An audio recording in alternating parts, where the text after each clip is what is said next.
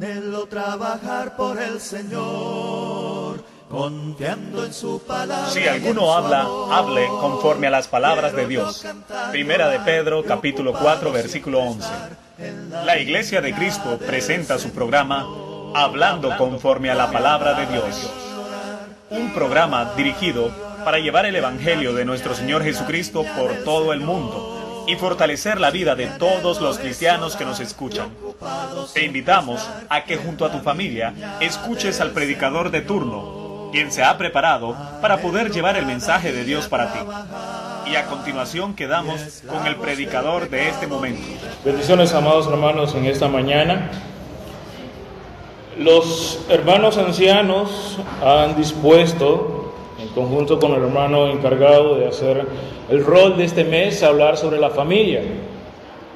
Y es que considero que para poder haber tomado esta decisión, nuestros ancianos tuvieron que haber observado algunas situaciones en nuestras familias, de tal grado que es importante tomar 3 tipos de acciones.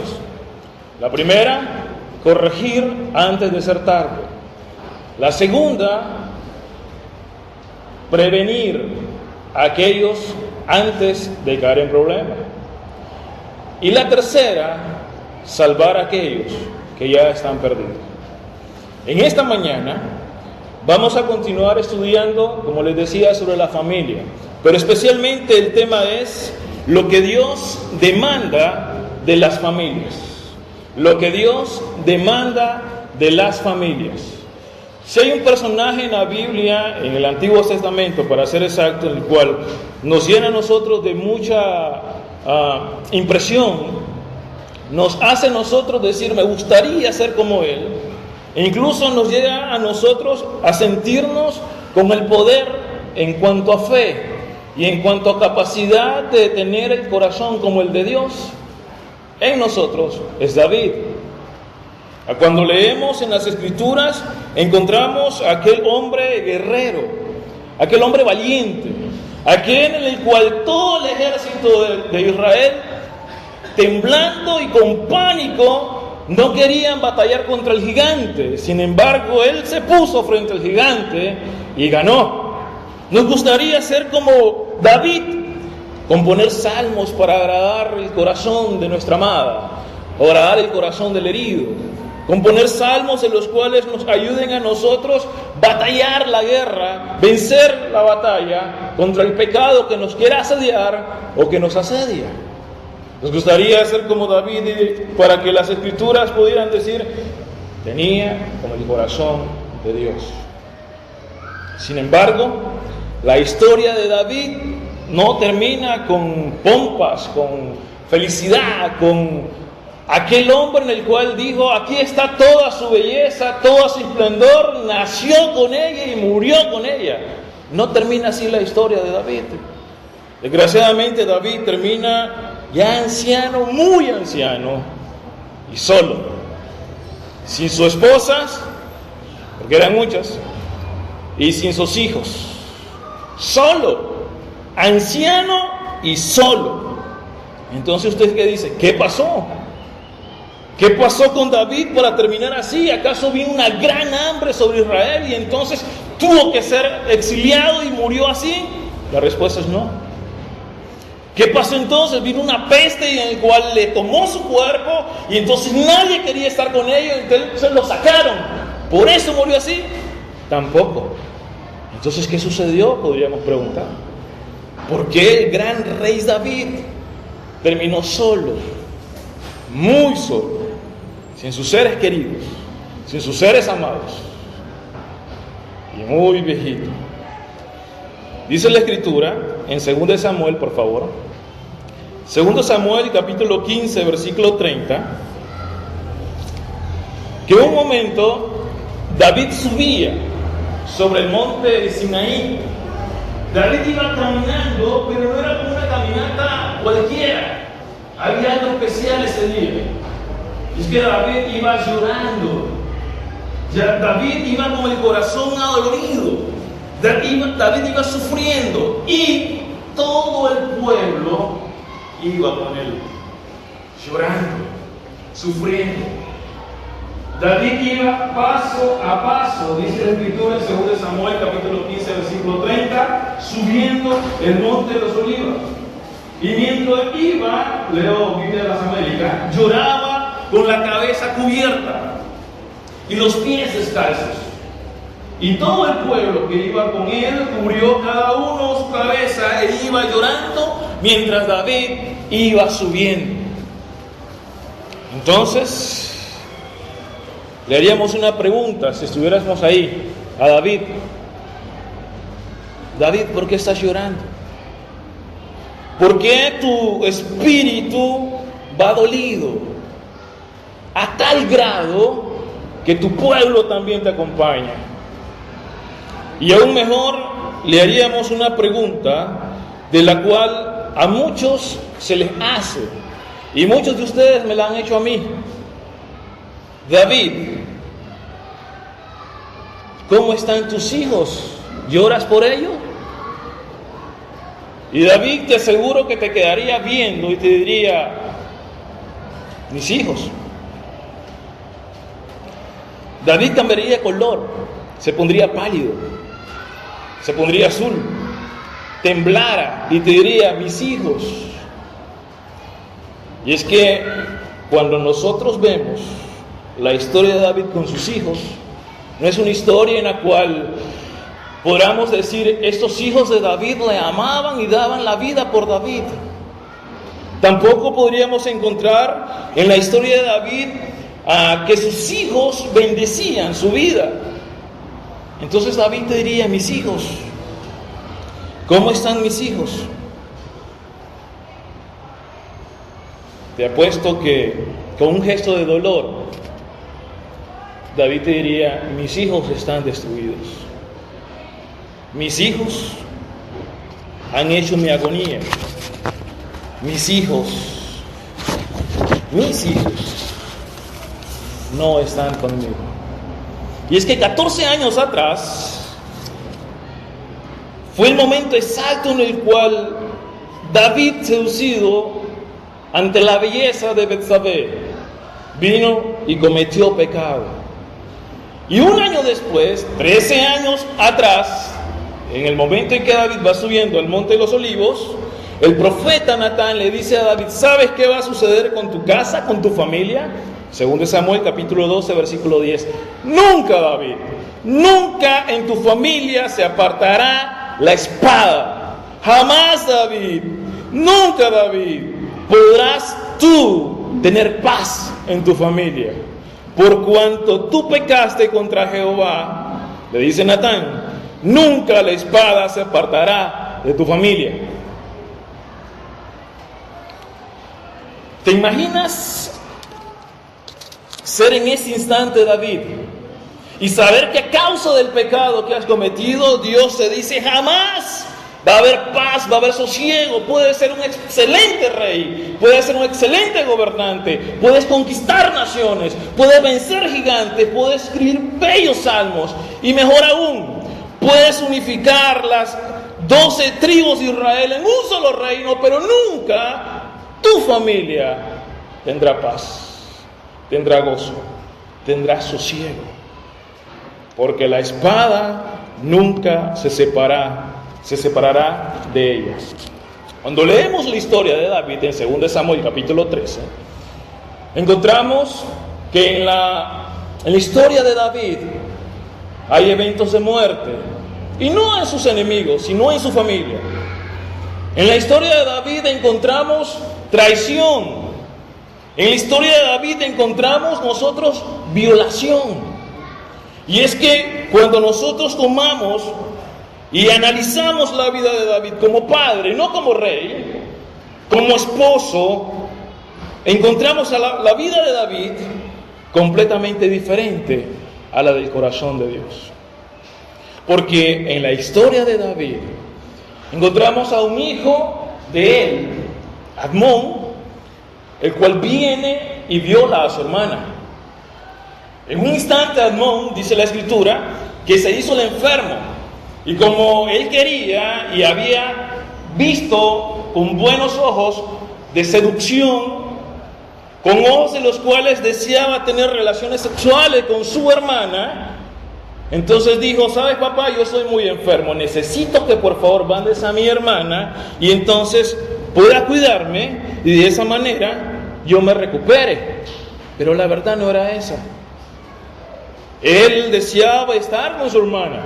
Y entonces, en el instante en que ella llega a entregarle la comida, estando sola, la viola. Imagínate, una violación en la familia.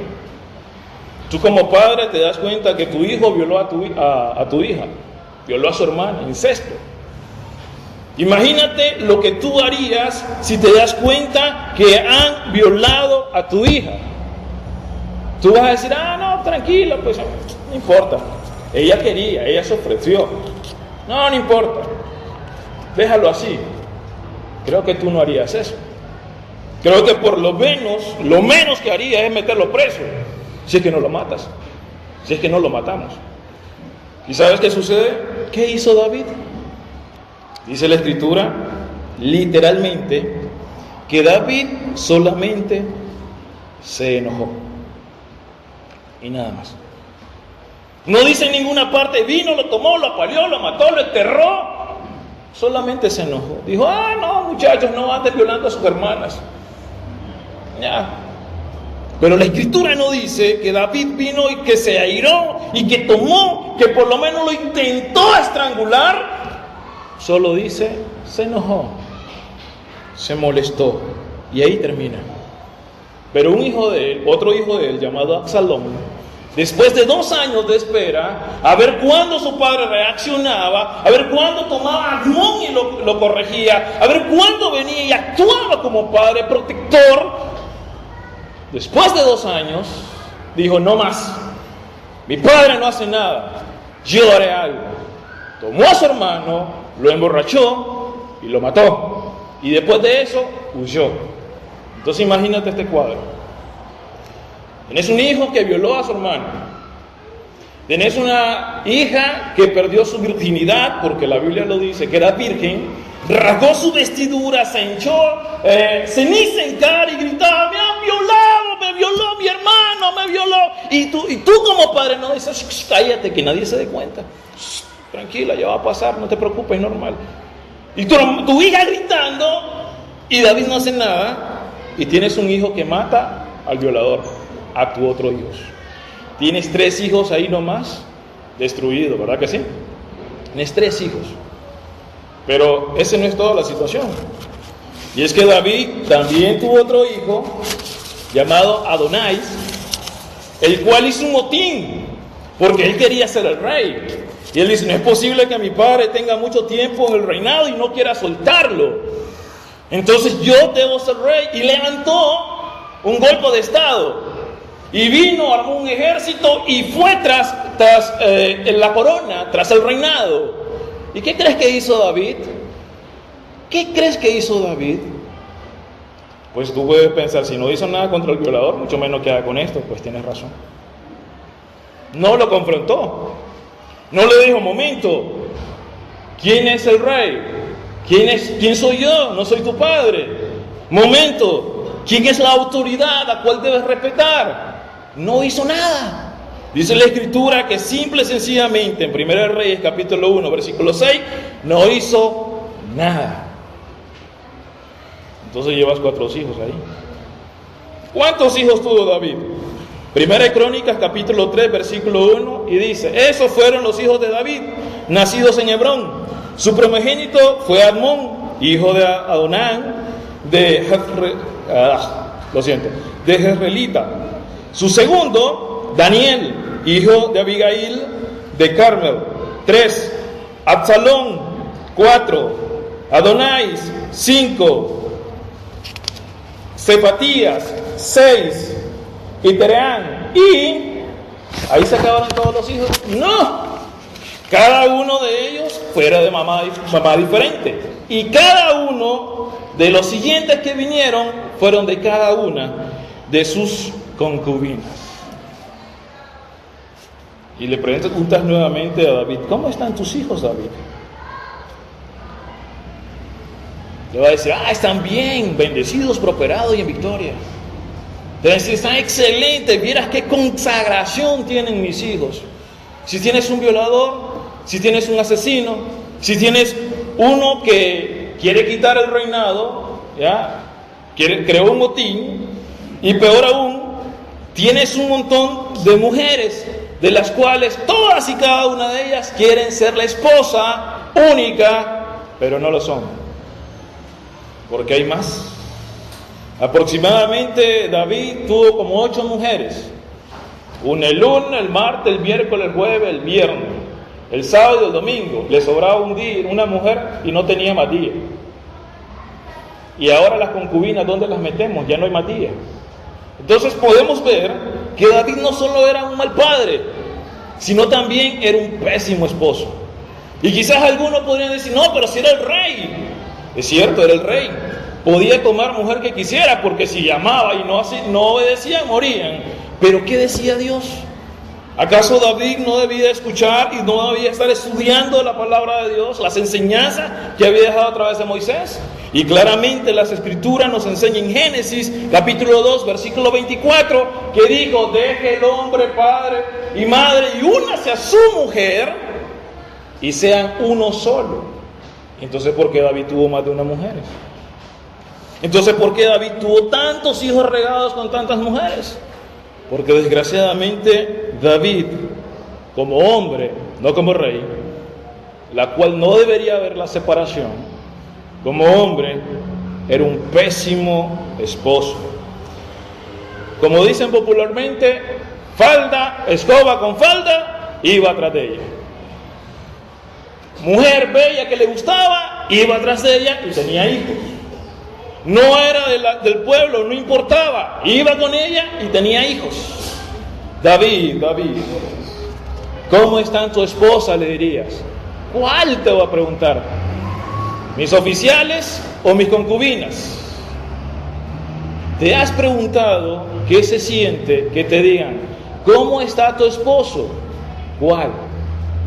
¿Cómo está tu esposa? ¿Cuál? ¿La oficial o la que tengo en el trabajo? ¿La oficial o la que tengo en el barrio? ¿La oficial o la que tengo en la iglesia? ¿La oficial o la que simple y sencillamente me ayuda en mis momentos de calor? Y no porque subió la temperatura de la ciudad, sino por otro tipo de temperatura. Porque hay niños, no lo digo. ¿Cuál? Pero David, tú que has escrito salmo, David, ¿por qué caes en eso? Le diríamos. Tú que me reflejas que tienes un corazón como el de Dios, ¿por qué haces esto? Y David solo bajaría la cabeza y te diría: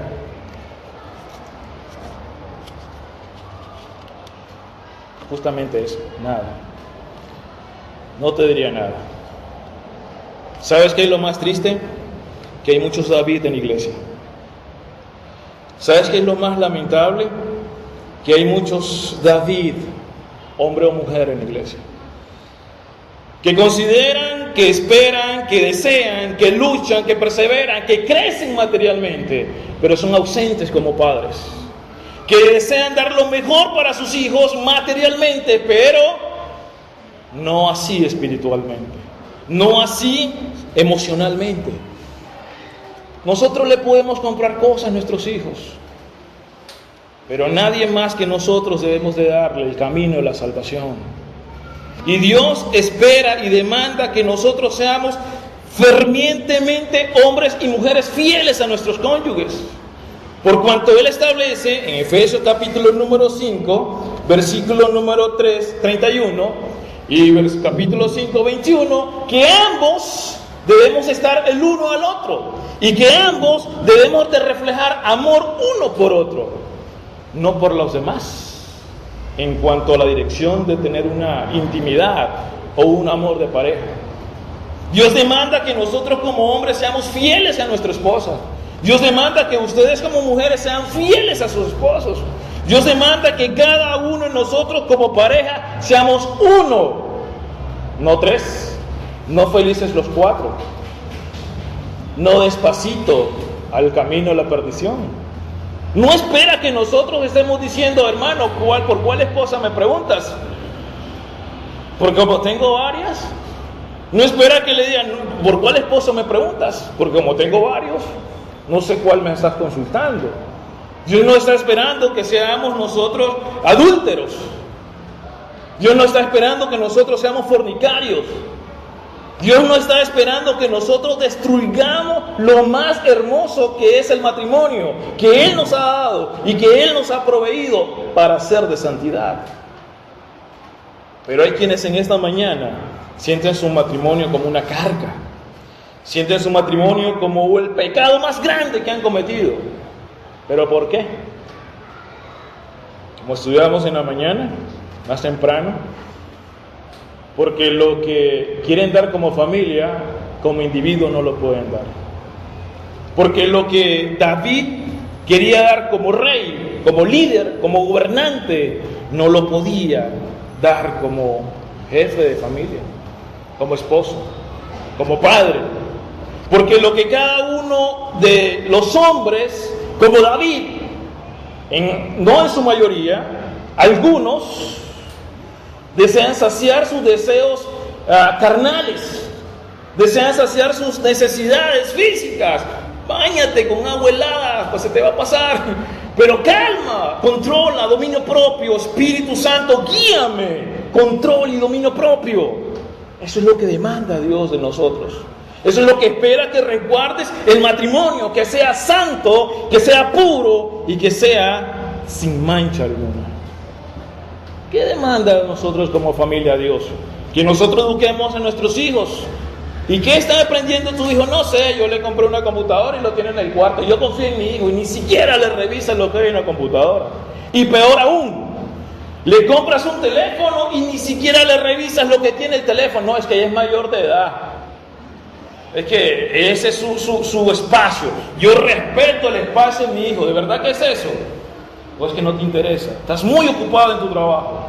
Estás muy ocupado en tus deberes. Y no te interesa qué tiene tu hijo en el teléfono.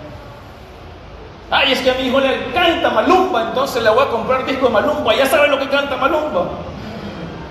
No sabes. Solo es que Malumba es muy guapo, Malumba es muy bonito. Cómprale canciones de Malumba. Y será un pervertido sexual. Y si no me crees, escucha las canciones de Malumba. Será un pervertido sexual.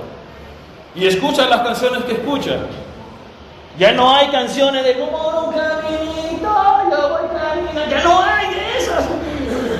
Estás en otra época.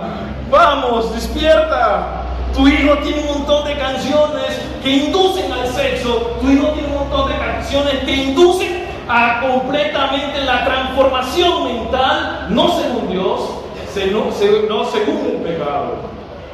Analiza, revisa las fotos en tu perfil. Es increíble cómo hay fotos en el perfil donde solo tiene una pequeña pero pequeña línea de tela y dicen que es ropa, y el resto no dejan nada de imaginación. Pero ahí está tu hijo. No, es que mi hijo es yo soy un padre moderno, modernísimo. Modernamente condenado tendrás a tus hijos y modernamente condenado estarás tú. Dios demanda que nosotros podamos educar a nuestros hijos según su disciplina. Efesios capítulo 6, versículo número 4, nos dice, no lo hagas enojar. Ay, es que yo por eso no le digo nada, porque si se enoja, ya pequé. No es eso lo que quiere decir la Escritura. Ay, es que yo no lo corrijo, porque si yo lo corrijo, entonces me denuncia. En serio, de verdad. ¿A cuántos de ustedes los corrigieron con faja? Levante su mano derecha. ¿Cuántos dan gracias? Ay, no me toques, no hay noche. Denuncian. Pero ¿sabes una cosa? Nos corrigieron cuando nos dieron con amor. Conste, dale con faja con amor. Mi abuelita decía, yo le pego a mi hijo porque lo amo. No me refiero a eso. Me refiero a que cuando lo vas a castigar, que lo castigues por lo que hizo en el momento y que lo castigues sin ira, porque si lo haces con ira te puedes pasar. Y no lo vas a golpear, lo vas a maltratar. No lo vas a corregir, ahí sí lo vas a traumar.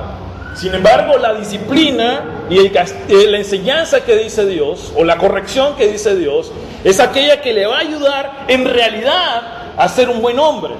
a ser un buen hijo, a hacer lo que tú y yo decimos, gracias a mi papá que me dio una, yo terminé mis estudios universitarios y tengo estudios de posgrado.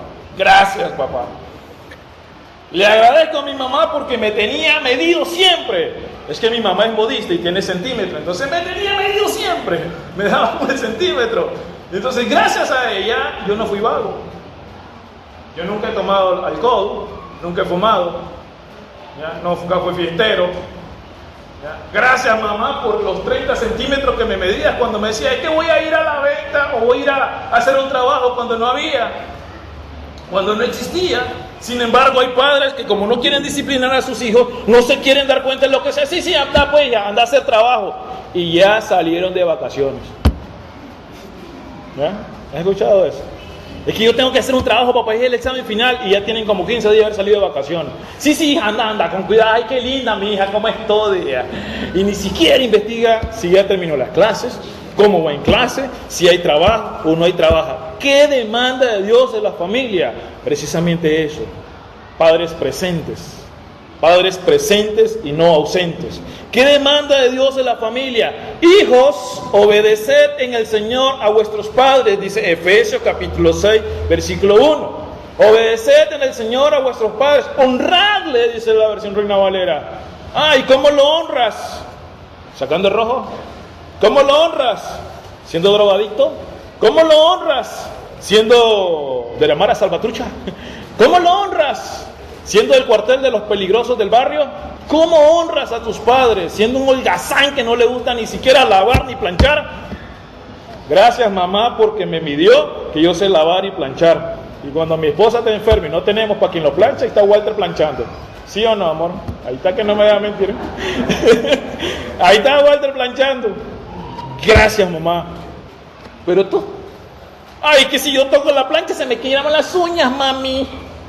Y cuando estés necesidad y no tengas para planchar, para dar a planchar, se te quemó la ropa, se te dañó la ropa, honra a vuestros padres.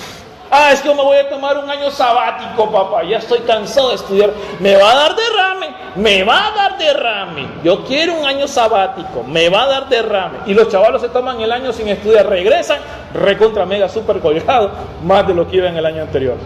¿Le hizo daño el año sabático? Le hizo daño la decisión de su padre. Le hizo daño que papá y mamá están concentrados en el trabajo, concentrados en iglesia. Es que yo tengo que ir a predicar, tengo que ir a dar clases, yo tengo que ir a limpiar, yo tengo. Y mi familia le hizo daño a nuestros hijos, ver a nuestros padres centrado en la administración eclesial, evitando, obviando y no tomándolo a ellos en cuenta para que sientan cómo en realidad es honrar a un padre, cómo en realidad es honrar a una madre. Y dice el versículo número 6 muy claramente de Efesios 6, versículo 4, para que te vaya bien y seas de larga vida sobre la tierra, porque es un mandamiento con promesa. Pero el problema es cuando yo no sé por qué me va mal, porque yo nunca prospero, yo no sé por qué nunca sigo adelante, yo no sé, ¿sabes por qué? Porque lo que Dios está demandando en la familia, tú no lo estás haciendo. Porque tú como hijo, le estás honrando a papá o a mamá. Porque tú como hijo, no estás diciendo, estaré allí para mis padres. Estaré allí, aún no importa lo que me hicieron de pequeño, pero me educaron con su mediana o su pequeña conocimiento intelectual, pero me educaron y estaré allí por ellos. Nosotros, al igual que David, nos haremos muy viejitos. Ya a algunos se nos notan las arrugas cuando nos reímos.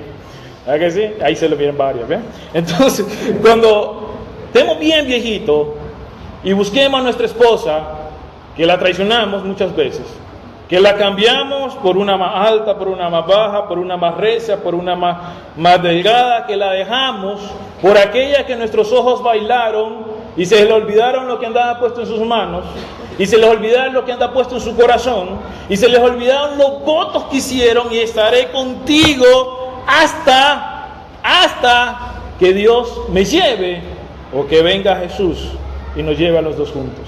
¿Quiénes hicieron esos votos? Solo Walter. Entonces no importa, anden con otras mujeres. Pero el voto que nosotros hacemos con nuestra esposa o con nuestro esposo es hasta la muerte, ¿sí o no? Es que te lo dijeron diferente. Ok, se le hicieron hasta la muerte, hasta que mueras, hasta el último instante de vida, o hasta que Jesús venga, pues ahí ya no va a haber nada más que hacer. Sin embargo, cuando nosotros respetemos el voto de nuestro matrimonio, estaremos entonces en nuestra vejez con nuestra esposa. Cuando nosotros respetemos la disciplina que recibimos de nuestros padres y la disciplina que nosotros damos a nuestros hijos, según Dios, en nuestra vejez estarán nuestros hijos allí.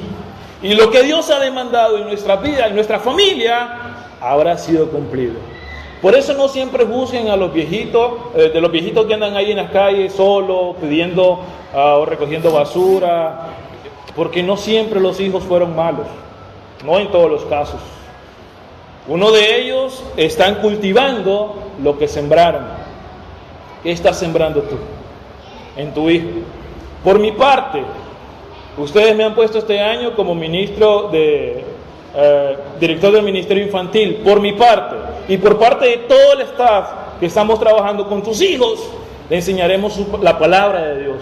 Lo vamos a instruir por nuestra parte, pero necesitamos que tú también lo hagas por tu parte, con tu testimonio, con tu ejemplo, con tu consagración, con tu disciplina. Porque si no, mira lo que dice Primera de Reyes, y con esto termino. Capítulo número 1, Primera de Reyes, capítulo número 1, versículo 1. El rey David era ya viejo, entrado en días. Lo cubrían de ropa, pero no le entraba calor. Imagínate, te ponen una sábana, te ponen otra, y tú con frío. Entonces sus siervos le dijeron que se busque para mi señor el rey una joven, y como tiene antecedentes de ser mujeriego, una joven virgen, para que atienda al rey, de que ya está viejito, ya está bien viejito, le ponemos sábana tras sábana, colcha tras colcha, ropa tras ropa, y siempre tiene frío. Entonces busquemos algo que siempre sabemos nosotros, que nuestro rey ha tenido calentura. ¿Y qué es? Busquémosle una muchacha. Entonces dice, busquémosle para mi señor el rey una joven virgen, para que lo atienda al rey y sea quien lo cuide. Imagínate que ni los siervos los querían cuidar. Que sea quien lo cuide, que ella se acueste en su seno y entrará en calor mi rey. Versículo número 3. Entonces se buscó a una joven hermosa por toda la tierra de Israel, y hallaron a Abisag, su manita, y la trajeron al rey. Ahora sí, dijeron los siervos, lo hicimos. Le encontramos al rey como le gusta, joven y bonita. No hay más frío que lo ataque mi rey, dijeron los siervos. Le llevaremos al rey, adiós frío, entre calor mi señor, dijeron. ¿Cuántos dicen amén? Ajá. No. Vinieron, la llevaron, pero ¿qué pasó? Versículo 4. La joven era muy hermosa. Ella cuidaba al rey y le servía, pero el rey nunca la conoció. Imagínate, o sea, nunca tuvieron intimidad. Nunca el rey recordó sus tiempos de juventud. Nunca el rey volvió a sentir el calor. ¿Saben por qué? Porque el calor que necesitaba el rey era el de su esposa y de sus hijos, no el del amante. Porque el calor que necesitaba el rey era de la mujer, de la cual en realidad él le dijo: yo te amo, yo me entrego a ti como tú te entregas a mí, somos uno y estaremos hasta la vejez, o hasta que muramos, o hasta que nos dé Alzheimer y me diga, pero ahí vamos a estar, ya, ahí vamos a estar. Él necesitaba el calor de los hijos que le dieron lata, corriendo de un lado a otro, corriendo de un lado a otro, pero que jugó con ellos. Por ello, aprovecha el tiempo en que están tus hijos y juega con ellos, aprende con ellos, enséñales, y no dejes que el personal de servicio le enseñe o le dé el calor. No dejes que la amante le dé el calor. no dejas que el amante le dé el calor, no dejes que el abuelo, el tío, etcétera, etcétera, les den el calor de padres que solo tú puedes dar. El calor de padre que solo Dios nos da a nosotros para compartir. El calor de esposo, de esposa, démoslo siempre a nuestro cónyuge, por cuanto Cristo también da el calor permanente, genuino y único a su iglesia. Eso demanda a Dios a las familias de la iglesia de Cristo. Puesto de pie, por favor. Vamos a orar.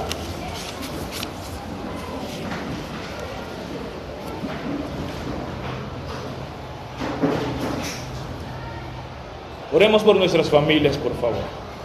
Señor Dios Todopoderoso, que reinas en los cielos y que habitas en nuestros corazones, somos agradecidos por el privilegio que nos concedes en escuchar tu enseñanza. Somos agradecidos por el privilegio que nos concedes en hacernos hombres, mujeres e hijos integrales en amor, integrales en consagración, integrales, Señor, en el cumplimiento de tu voluntad sobre cualquier otra. Te suplicamos tu bendición para nuestras familias. Pedimos que cese la guerra entre el matrimonio. Pedimos que cese la traición. Imploramos, Dios Todopoderoso, que cese el adulterio, la fornicación. Te imploramos, Señor, que el matrimonio sea santo. Te rogamos, Señor amado, nosotros como hombres controlar estas hormonas de las cuales tenemos la capacidad de controlar, dado que poseemos tu Santo Espíritu, el cual nos da dominio propio. Santo y buen Padre Celestial, te suplicamos que ayudes a nuestras esposas. Te imploramos, Señor, que nos ayuden a sujetarse como usted demanda y enseña, según tu palabra. Te rogamos, amado Padre, que les ayudes a hacer la ayuda idónea. Te imploramos que nos ayudes a ambos a soportarnos unos al otros como lo demanda. Te rogamos, Señor amado, que por favor en los momentos de problemas, en los momentos de turbulencias, en los momentos en los cuales el maligno entra a nuestro matrimonio para destruirlo, en ese instante te suplicamos, Señor, que nos ayudes a tomar tu solución, que nos ayudes a tomar tu salida. Por cuanto plenamente tenemos fe y hemos creído que cuando vienen las tentaciones, usted nos da la salida. Padre amado, ayúdanos a morir con nuestra cónyuge a la par. Y no para pedirle perdón después de toda una mala vida, sino porque ha estado con nosotros y hemos dado una buena vida, una vida de amor, una vida de provisión, no solo material, sino también emocional. Señor, te lo suplicamos. Te rogamos que bendigas a nuestros hijos. Te imploramos, Señor, que nos ayudes a disciplinarlos, a ser padres presentes y no ausentes. Y que a pesar de nuestro agotador trabajo que tengamos, dispongamos de energía, de donde no la haya, dispongamos de energía para estar con ellos, para escucharles, para reír con ellos, para llorar con ellos, para gozarnos, para enseñarles el camino en el cual han de recorrer sin dolor, sin angustia, para no llorar con nuestras hijas que salen embarazadas a temprana edad, para no llorar con nuestros hijos hundidos en las drogas, muriendo en una sala de UCI, porque su tiempo lo han acortado. Te suplicamos que nos ayudes dándonos palabras para llevarlos a tu presencia, santos y agradables para ti. Y como hijos, te imploramos honrar a nuestros padres. Te imploramos, Señor, bendecir a nuestros padres. Te imploramos, Dios Todopoderoso, servir a nuestros padres por amor y con amor. A dar gracias cuando nos disciplinaron justamente y a perdonar cuando la disciplina no fue justa. Te rogamos, Señor, que como familias seamos agradables, como familias seamos aceptos en tu presencia, y que aunque la salvación es individual, como familia no somos tropiezo el uno al otro, sino que nos levantamos, sino que nos socorremos, sino que nos ayudamos y curamos las heridas y damos la medicina del alma principalmente. Señor, sé con nosotros, por favor. Te lo rogamos y te lo suplicamos. En el dulce nombre de Jesús, bendice a nuestras familias y ayúdanos a dejarnos bendecir por usted. En Cristo Jesús, en comunión del Espíritu Santo. Amén. Agradecemos por escuchar el programa Hablando conforme a la palabra de Dios. Esperamos que el mensaje de hoy haya sido de gran bendición para ti y tu familia. Y te invitamos desde ya a que nos escuches la próxima vez por este mismo medio. Que la gloria y la honra sea para nuestro Señor Jesucristo. Que Dios les bendiga. Y reflejar al mundo tu amor.